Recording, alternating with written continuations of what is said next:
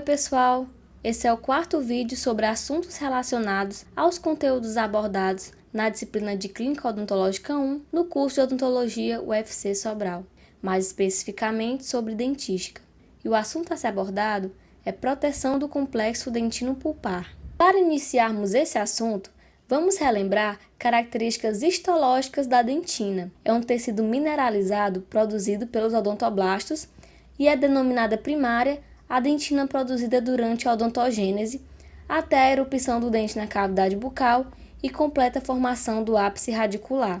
A dentina secundária é aquela produzida após a erupção dentária e ocorre passiva e lentamente por toda a vida, acompanhada de migração dos odontoblastos em direção à polpa, reduzindo o volume da polpa. Tanto a dentina primária quanto a secundária são praticamente indistinguíveis. Elas são tecidos produzidos fisiologicamente.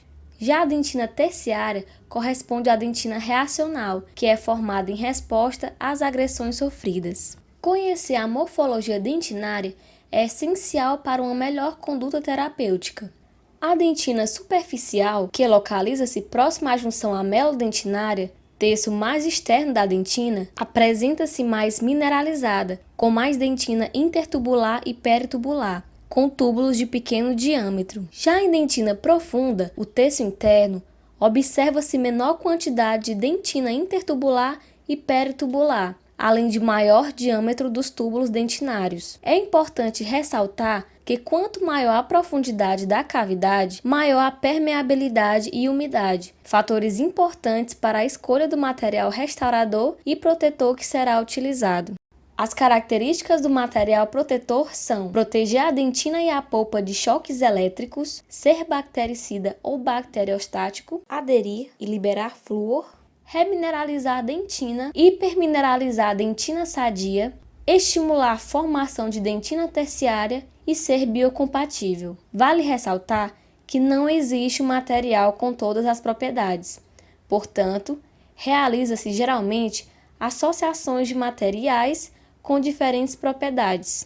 Os materiais são divididos de acordo com sua função: agente de limpeza, agente de selamento, agente de forramento e agente de base. Agentes de limpeza, como o nome já diz, têm finalidade de limpeza, sendo os alcalinizantes os mais utilizados, que são a base de hidróxido de cálcio. Há também solução de clorexidina e os ácidos. Agentes de selamento, que têm finalidade de vedação para que não haja troca de fluidos entre o meio externo e interno, que são os sistemas adesivos. Há também os agentes de forramento, que têm finalidade de induzir formação de dentina e proteger contra agressões externas. Os principais são hidróxido de cálcio e MTA. E por fim, como agente de base, o cimento de ionômero de vidro, que protege contra estímulos térmicos, inativa enzimas bacterianas e ativa enzima tecidual. Existem 3 tipos de proteção. A proteção do complexo dentino-pulpar pode ser indireta nos casos de capeamento pulpar indireto e tratamento expectante, ou direta em casos de capeamento pulpar direto. Proteção pulpar indireta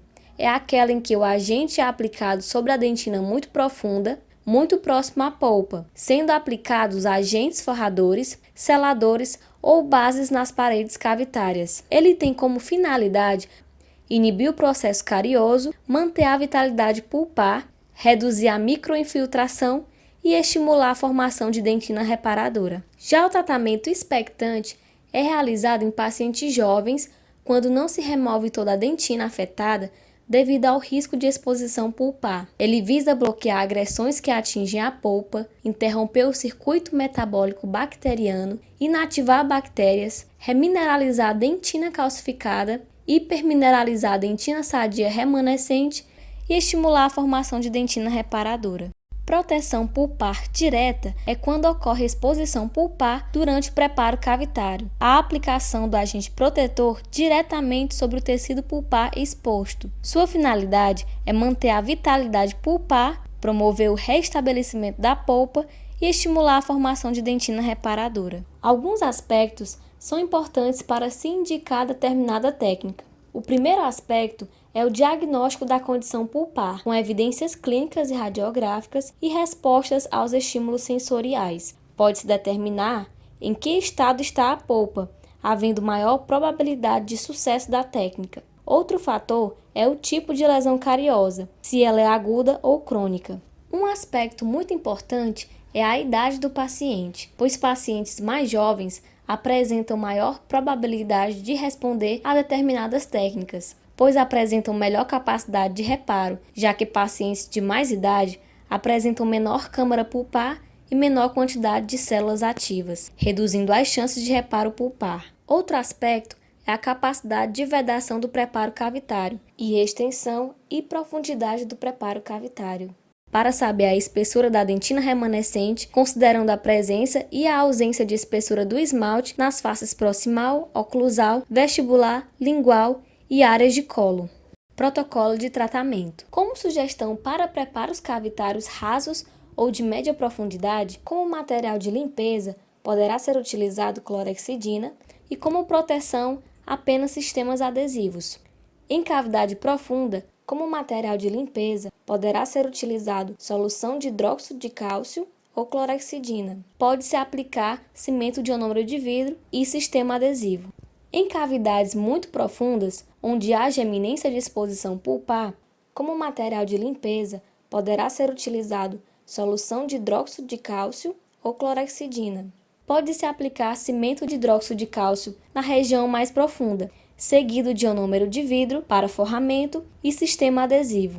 Caso haja exposição acidental, lavar com solução de hidróxido de cálcio, aplicar pó de hidróxido de cálcio na área exposta, seguido de cimento de hidróxido de cálcio e cimento de ionômero de vidro.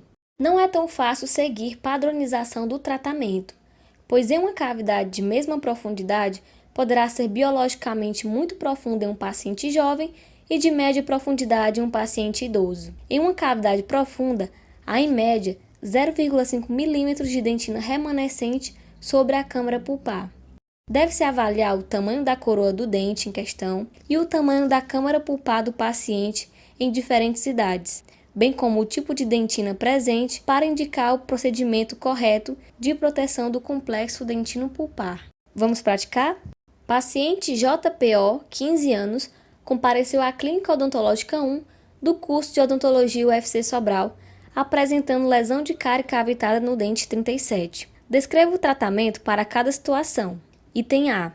Após remoção completa do tecido cariado, sem exposição pulpar. Neste caso, realiza-se o capeamento pulpar indireto e utiliza-se a seguinte sequência: limpeza da cavidade com solução de hidróxido de cálcio ou clorexidina, forramento com cimento de hidróxido de cálcio, base de ionômero de vidro e restauração definitiva em resina composta ou amálgama. Item B. Se após a remoção completa do tecido houver pequena exposição acidental da polpa. Nesse caso, realiza-se o capeamento pulpar direto com a seguinte sequência: limpeza da cavidade com solução de hidróxido de cálcio, aplicação do pó de hidróxido de cálcio sobre a área de exposição, seguida de cimento de hidróxido de cálcio sobre o pó e um pouco além da dimensão da exposição, pois ele não adere ao pó, somente à dentina, seguido de cimento de ionômero de vidro e restauração definitiva. Item C.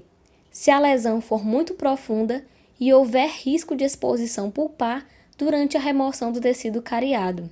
Neste caso, por ser um paciente jovem com câmara pulpar ampla, opta-se pelo tratamento expectante, que consiste na seguinte sequência: remoção de toda a dentina infectada com manutenção da dentina profunda afetada, colocação de pasta de hidróxido de cálcio, restauração provisória com ionômero de vidro. Após 60 dias, reabre a cavidade, remove a pasta e avalia a condição da dentina remanescente. E realiza-se restauração definitiva com resina composta ou amálgama. Chegamos ao final da nossa quarta videoaula, onde foi abordado proteção do complexo dentino pulpar. Dúvidas? Caso haja dúvidas, elas podem ser esclarecidas com os professores em sala de aula e os monitores estarão à disposição para o esclarecimento de eventuais dúvidas. Essa é a nossa equipe, um abraço e até o próximo vídeo.